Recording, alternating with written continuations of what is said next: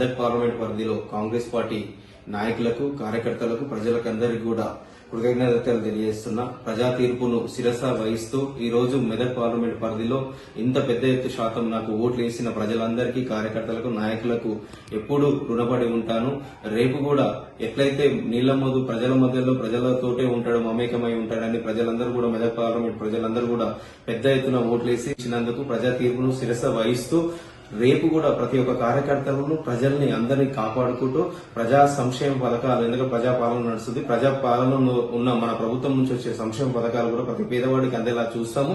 మీరందరూ కూడా ఎక్కడ, ఎందుకంటే కార్యకర్తలే ఈ రోజు ఇంత దూరం నడిపించారు, నాయకులు కూడా. ఎందుకంటే మెదక్ పార్లమెంట్ పరిధిలో ప్రతి ఒక్క బూత్ ఏజెంట్ నుంచి ప్రతి ఒక్క ఎన్ఎస్యు కార్యకర్త, యూత్ కాంగ్రెస్, మహిళా కాంగ్రెస్, ప్రతి ఒక్క కార్యకర్తలు సమిష్టిగా పనిచేసి ఇంత పెద్ద ఓటు శాతం పెంచినందుకు కూడా ప్రతి ఒక్కరికి కృతజ్ఞతలు. ఈ రోజు ఈ మెదక్ పార్లమెంటు స్థానంలో కూడా నన్ను నిలిపినందుకు కూడా కాంగ్రెస్ పార్టీ అధిష్టానానికి కూడా, సోనియా గాంధీ గారికి, అదేవిధంగా రాహుల్ గాంధీ గారికి, ముఖ్యంగా బడుగు బలహీన వర్గాల పక్షపాతి మన ముఖ్యమంత్రి రేవంత్ రెడ్డి అన్న గారికి, అందరికీ కూడా పేరు పేరున కృతజ్ఞతలు తెలియజేస్తున్నాను. నా గురించి కష్టపడ్డ ప్రతి ఒక్క నాయకులకు, నా అభిమానులకు, అదేవిధంగా ప్రజలకు, ప్రతి ఒక్కరికి కూడా కృతజ్ఞతలు తెలియజేస్తున్నాను.